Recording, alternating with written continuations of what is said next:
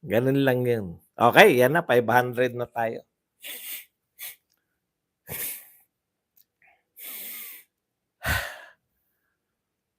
Magandang araw sa atin lahat mga kababayan, saan man panig kayo ng daigdig naroon. Dito na naman tayo sa another episode ng ating vlogs, Badong Aratelis po. Pag-uusapan natin ngayon, ito po 'no, yung pong, sinabi nila kung bakit na dahilan 'no, 'di ba? Bakit binawasan yung taripa, yung pong buwis na pinapasok ng mga bigas dito sa Pilipinas. Ang sabi po, kaya binawasan yung taripa para bumaba ng at least ₱7 yung bigas sa Pilipinas. Isang buwan po, buhat po na nagbawas. Balita po sa Manila Times. Ito po pamagat, ₱7 drop in price of imported rice, not happening. Grabe, budol na naman tayo. Saan napunta yung, binawas na tax?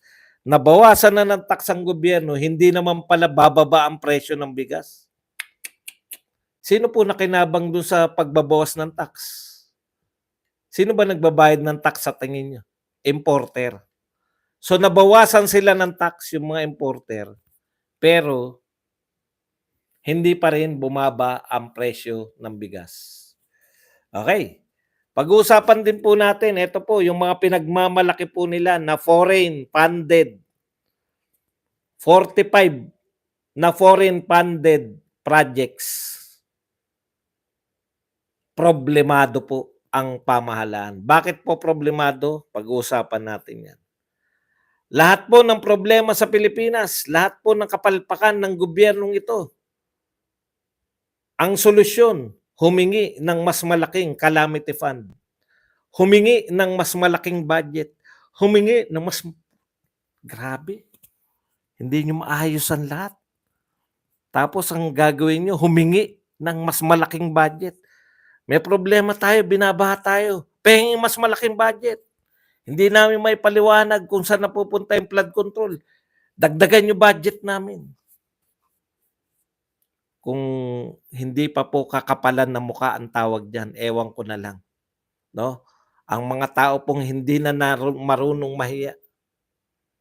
Yan po mga pag-uusapan natin, pero bago yan, kung bago ka pa lang dito sa ating channel, mag-subscribe ka na. Dahil ito lang ang tanging channel na may kinikilingan, may pinapanigan, una sa balita, uli sa impormasyon, kaya ano pang hinihintay nyo? Pindot na, okay?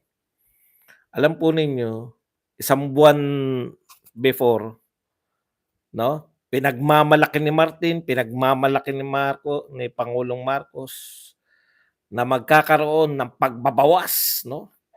Hindi nagawa ni Pangulong Duterte. Kasalanan ni Duterte, mataas ang presyo ng bigas ngayon 2020. Hindi ako maniwala eh. Mababa presyo nung panahon ni Duterte. Sa panahon niyo tumaas yung presyo ng bigas eh. Sisisihin pa rin si Duterte. Wala na naniniwala sa inyo. Okay. Nakakita na raw, ina-announce. Hindi pa bumababa. Alam nyo, pag narinig nyo yung mga pag ina-announce, bababa ang presyo na bigas. Oh, ano kayo mga Duterte? Oh, ano na kayo? Iyak na kayo, iyak. In-announce pa lang na bababa ang presyo. Ngayon po, balita sa Philippine Star. Philippine Star pala to, hindi pala Manila Times. Ito po ang pamagat ng balita. ₱7 drop in price of imported rice. Not happening. Alam nyo, pinagmalaki nyo to eh, no? Kasi ang sabi ninyo, nakagawa kayo ng paraan. Ginawan nyo ng paraan para bumaba ang bigas. Sabi nyo nga, ₱29 eh. Yung pala, may nagtitinda po sa Kadiwa, 29. Pero yung ₱29 na yun, sinasubsidize ng mga Pilipino. Pera natin yung ginagamit para maging 29. Ibig sabihin, nagbebenta ng palugi para lang may pagmalaki. Binebenta ng ₱29 ang bigas para may pagmalaki na may nabibiling ₱29. Sino ba nakakita ng Kadiwa? Hindi na po bigas kadiwa na po. Ako po wala po kung nakikitang kadiwa eh. Hindi ko alam kung saan 'yan, eh. Pero po, nagbabayad tayo diyan, 'no? Sina-subsidize natin para magbenta ng ₱29 na bigas. Kamukat-mukat niyo, alam niyo kung sino laging walang bigas diyan, eh, 'di ba? Ang mahirap niyan 'pag natuklasan niyo, putya binibili pala ng mga diyan na lang bibili 'no, mura pala dito, ₱29. Bentahan mo nga kami niyan ng ilang sako. Okey, sabi niyo, babawasan natin yung tax, taripa. Magbabawas tayo ng tax para bumaba yung presyo ng bigas.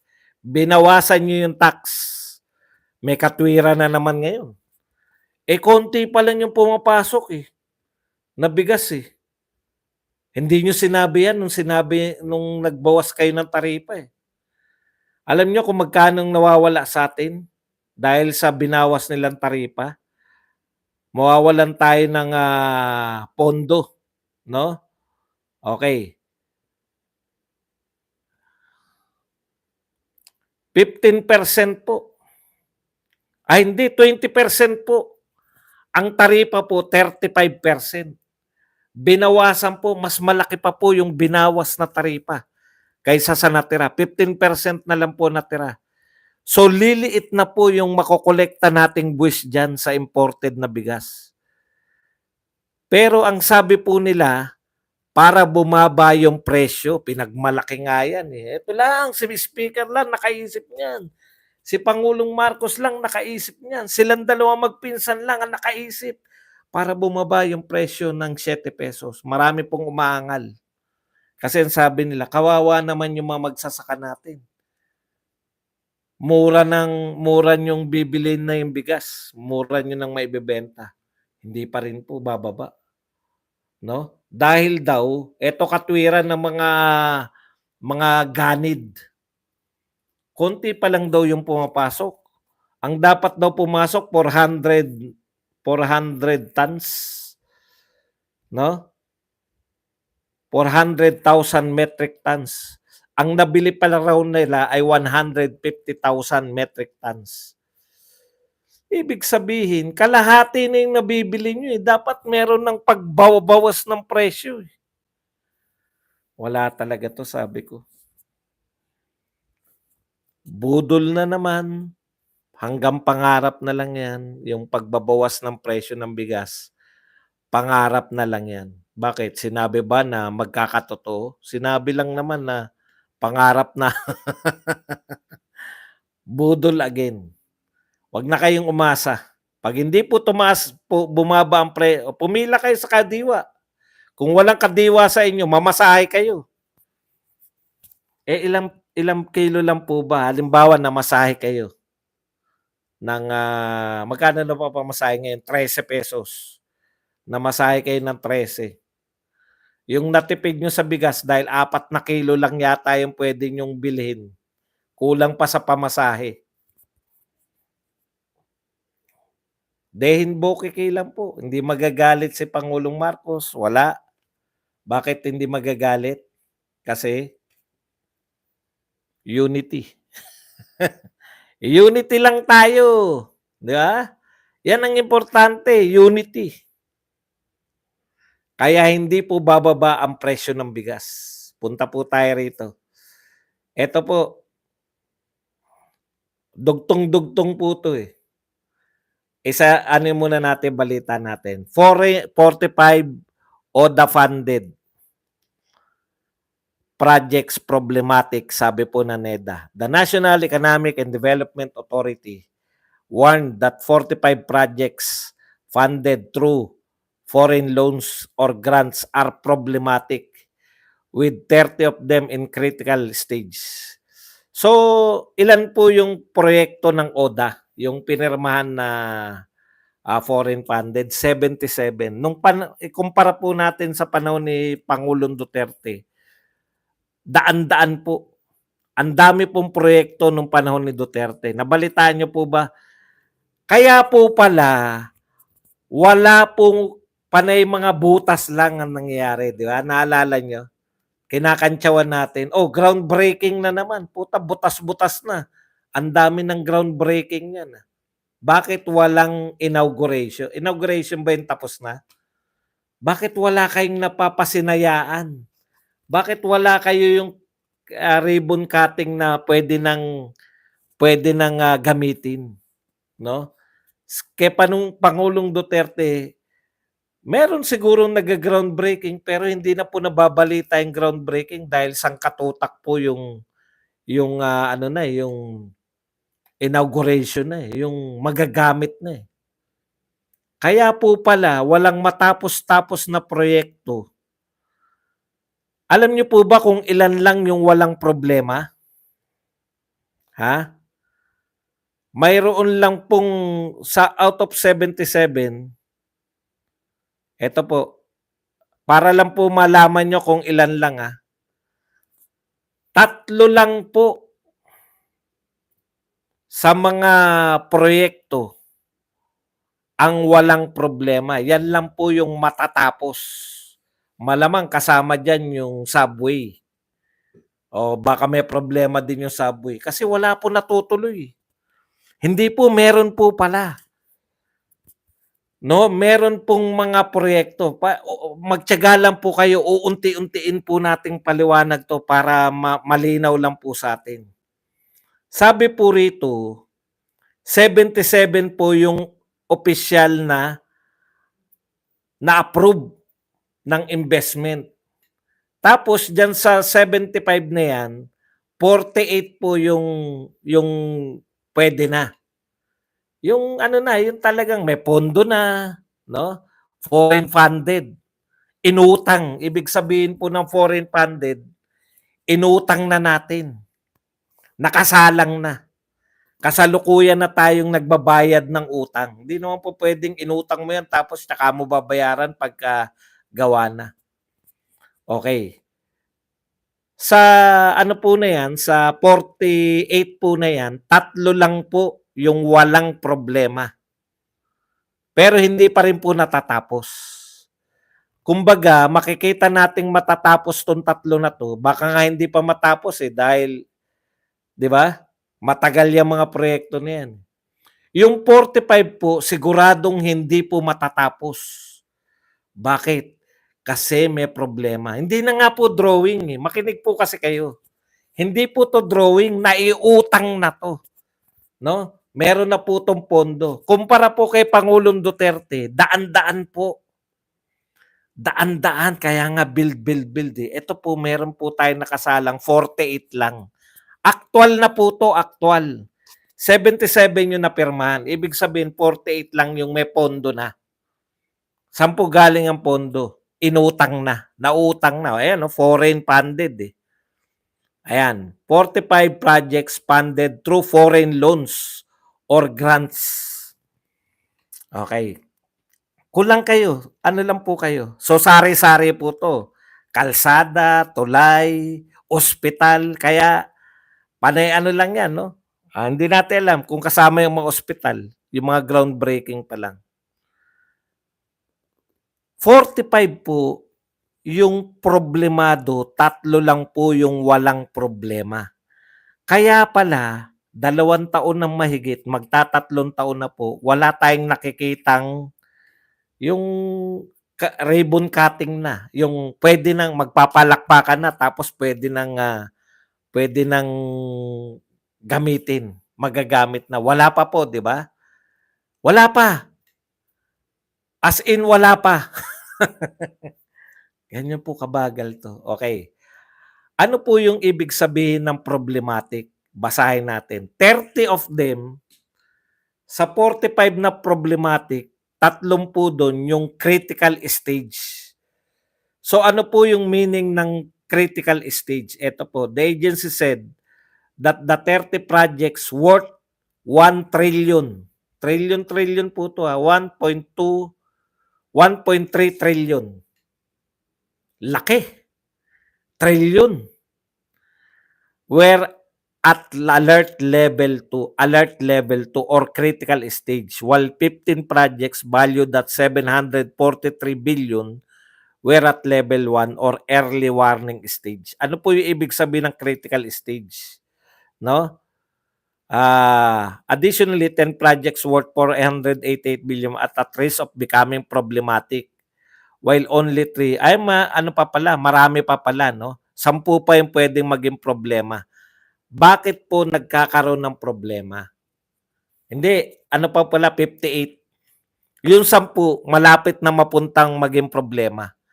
So, ayon po rito, sa balita na to ng Manila Times, bakit daw po nagkakaroon ng problema? Alam nyo kung anong problema nila?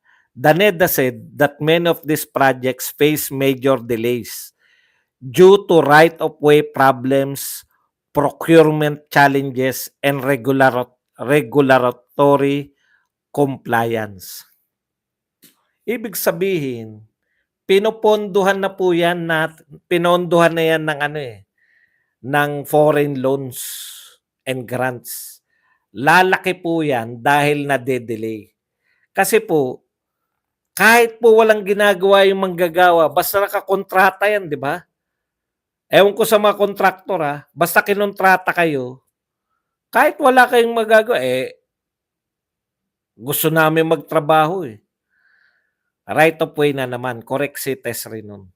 Right of way na naman. Yan po yung kinatwiran nung ini-interview po si dating DPWH Villar. Si Villar. Bakit po maraming natapo? Bakit po dalawa yung sinagot ni Villar bakit po sinasabi na ito yung mga proyekto yung mga tinuloy nyo lang daw yung mga project? Hindi po totoo yun na tinuloy lang namin yung mga project ni Pinoy, sabi ni Villar. Lahat po yung project yan ni Pangulong Duterte. Kasi nung panahon po ni Pinoy, maraming naging problema right of way. Balik na tayo sa panahon ni Pinoy. Right of way po ang problema.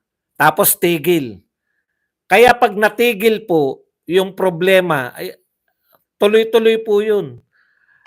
Ang interest po ng inutang natin tuloy-tuloy. So bayad po tayo ng bayad ng interest dahil sa mga inutang natin na yan, walang natatapos. Yung panahon daw ni Pangulong Duterte, doon bilib na bilib si Villar kay Duterte. Yan daw yung nilutas nila, yung right of way. Yun po yun. Tuloy-tuloy po tayo nagbabayad dyan sa mga yan kahit walang natatapos. Bayad tayo ng bayad, hindi natin napapakinabangan dahil palpak yung ating pamahalaan. Nakita na natin kay Tatay Digong yan na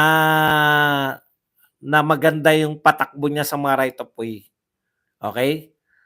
Kaya lalo tayo maghihirap dito sa gobyerno na to dahil sa kapalpakan. Isa pa.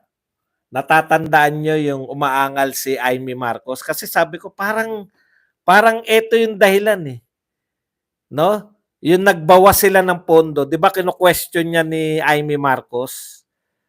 Hinanap ko po yung balita na yun, no? Naalala nyo nung ang question nila Amy Marcos, nalusutan kami, 'di ba? Kinakantyawan pa si Amy Marcos, yung mga senador, kinakantyawan pa sila ng mga congressman. Pirma kayo ng pirma, hindi nyo alam yung pinipirmahan nyo. Ibig sabihin, nailusot nila yung AKAP. Natatandaan nyo na yung AKAP. Yung ayuda. Nailusot nila yung ayuda. Ang problema, pag nagdagdag ka ng ayuda, ganito ang problema niyan. Hindi ka pwede na magdagdag ng budget. Kung ano lang yung pinopose mula sa DBM, yun lang po yung budget. Kaya 10 kukunin pag nagdagdag ka ng ayuda. Wala po yung ayuda na yun, yung AKAP. Marami silang in-insert. Di ba nagkatalo dyan nung February? Umaangal sila Amy Marcos pero hindi sila natuloy ng pag-angal kasi nga piniloso po sila ng mga congressman na sutil. Sabi ng mga congressman, umaangal kayo. May pirma kayo. Ibig sabihin pala, pumipirma kayo nang hindi nyo binabasa yung pinipirmahan nyo. Siyempre, nakakahiyang ipaglaban yun, di ba? Unless na aaminin mo. Oo, pumirma ako na hindi ko binasa. Wala namang aamin ng ganun. Yan po yun Insertion. Inano ko uli. kung kasama ba diyan sa inaangal na 'yan. Ibig sabihin, hindi puwedeng lumaki yung budget kahit na nagdagdag ka ng pagkakagastusan. So anong anong gagawin sa budget?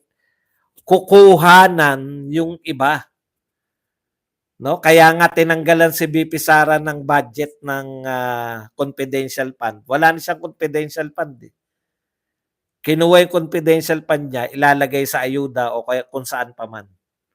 Saan pa galing? Kasi bilyon-bilyon yung ayuda ang pinasok nila sa unprogram funds, di ba? Okay. Binasa ko yung nirereklamo ni Amy noong nakaraan. Ito, the senator is consulting with DBM and DSWD ahead of the possible Senate investigation of AKAP. Apart from the ongoing probe by the Senate Electoral Reforms Committee to verify the authenticity of the so-called People's Initiative. Yan. Marcos chairs, yan. 33 billion in unprogrammed funds. Sana ba yun? Yan yung maangal sila, di ba? So, saan daw nanggaling yan? Ito po ang pinagmulan yan. The senators also lamented that 5.4 billion kinakat nila yung budget ng iba para maipasok doon sa mga in-insert nila. Kasi bawal ka magdagdag ng pondo, eh. 15.31 billion budget proposed in the NEP for the Department of Migrant Workers. Complete deletion of program funding for foreign-assisted flagship projects of Department of Public Works and Highways. Ito po yung tinanggal nila para maidagdag. Wala katuloy ngayon pambayad ng right of way. Yan yung sinabi ni Amy Marcos noong February. Paano yung mga flagship program? Sabi ni Amy, natatandaan ko, hindi ko na lang makita yung transcript. Pero sinabi yan ni Amy nun, kinaltasan ninyo yung pondo ng DPWH para sa assistance sa flagship program ng mga foreign assisted flagship program. Apektado po ngayon, no? Dahil kinaltasan nila, wala ka ngayong pambayad sa right of way. Kung wala kang pambayad sa right of way, tenga ngayon yung trabaho. Nagbabayad ka ng tubo ng inutang natin dito sa foreign assisted, wala ka namang pambayad sa right of way dahil tinanggal mo yung pondo, dinala mo sa AKAP, dinala nyo kung saan-saan.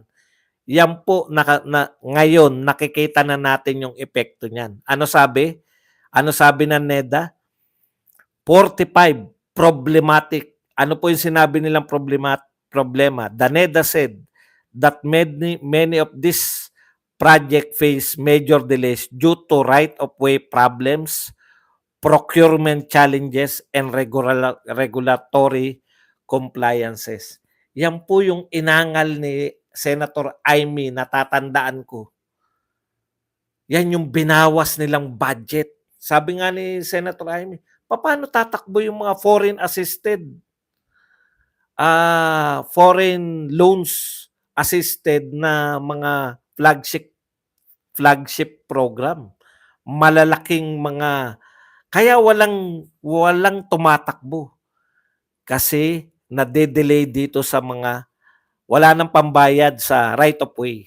Hindi po kasama yan sa inutang. Ang inutang po natin, kung yan po ay ano lang, yung release ng train, halimbawa, release ng train lang yan, tsaka train.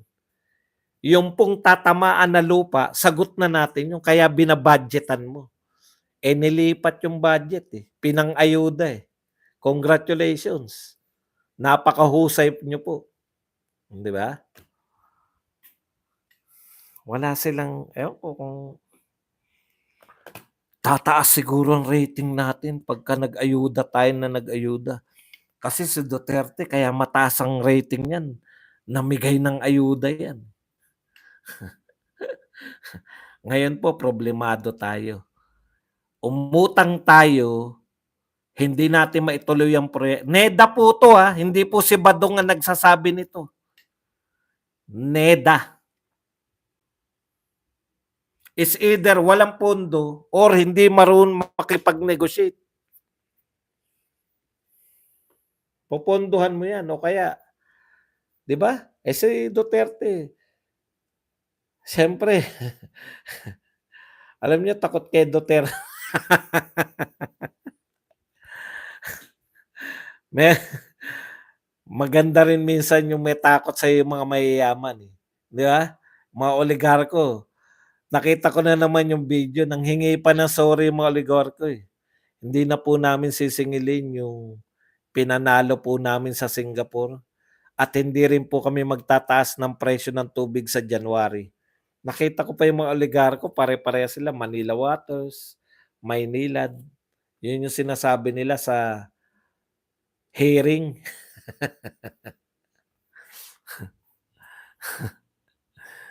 Ayan po, yung nabawas po. Ito sabi ni Aimee, ito, nung press release 'to nung February. Ayan, pinoproblema ni Aimee yan, eh. Isa raw sa mga binawasan, ito, complete deletion of program funding for foreign assisted flagship projects of the Department of Public Works and Highways. Ito na po yun. Ano po ba yung sinasabing funding for foreign assisted flagship program? Yan po yun, yung pambili ng mga right of way. O kone-konekta na. Pag po napakagaling ng kayang-kayang magmaniobra sa pondo, wala pong mangyayari wala pong matatapos. Unless nauutang na. Iutangin na naman nila. Tapos, pag umutang ulit para dyan sa mga right of way, di ba? Kasi budget, eh. Kinakailangan na right of way. Pag umutang na naman, gagano na naman. Patay na naman tayo dyan.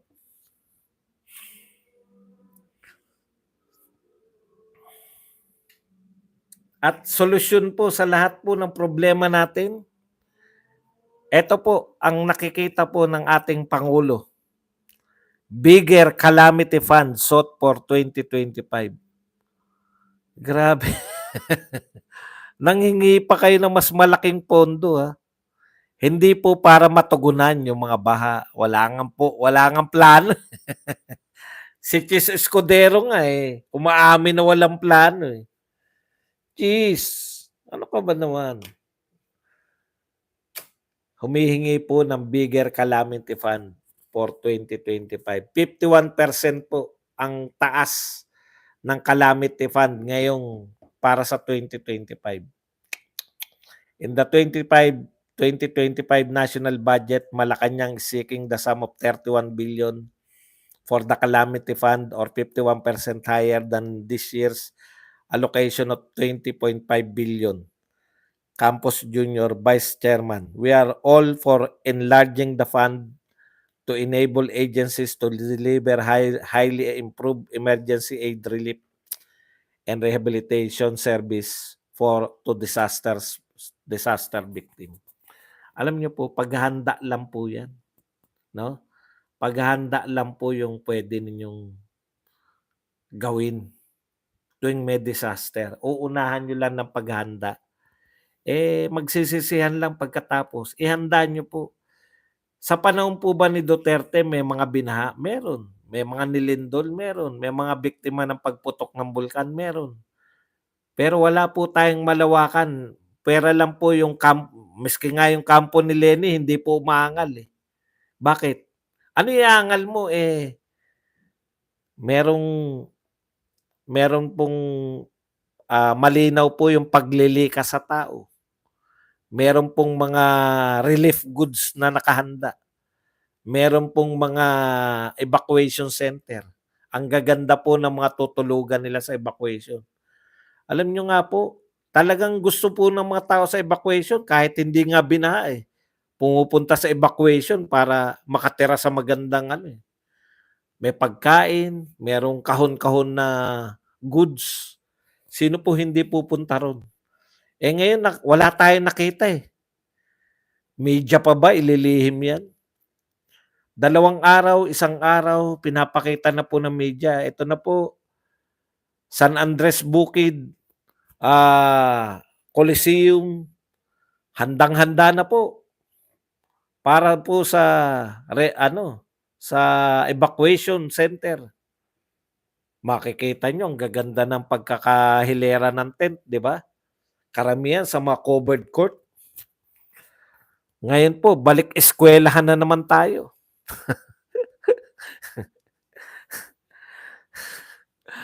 Balik eskwelahan na naman. Paurong eh.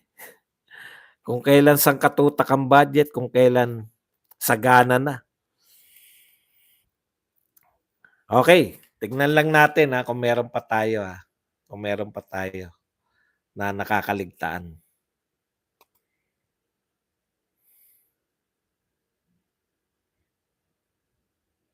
Yan panahon na po para kayo ay oo, noon pong maski po yung tropa nila Leni hindi po naninisi. Ano po, nakikipag-compete lang po. Namimigay po ng malalaking kahon-kahon yung DSWD, panahon ni Duterte. Si Leni naman namimigay ng 5 pirasong pandesal, 'di ba? Nakikikumpitensya at nakikipicture sa DSWD. Yun yung ginagawa ni Leni. Bakit ka magko-complain, nakahanda? Yun po kasi kaya po maraming nag-complain. Caught unaware tayo na babaha pala eh.